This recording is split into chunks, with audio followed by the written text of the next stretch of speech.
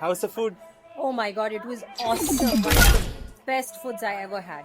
Full of colors, everything. It's super nice. I can feel the vibes of the who prepared the food. It is so nice.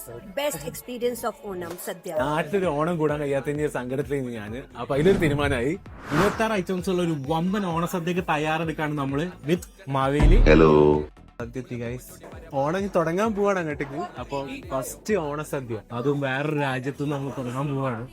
Maveli നല്ല food കഴിക്കലാണ്. അപ്പൊ traditional ഡ്രസ്സൊക്കെ ഇട്ടുണ്ട്. Fans മൊത്തം ചോറ് നാല് ഭാഗത്തും ആൾക്കാരെ നമ്മളെ ഇങ്ങനെ തക്കിയിരിക്കുകയാണ്.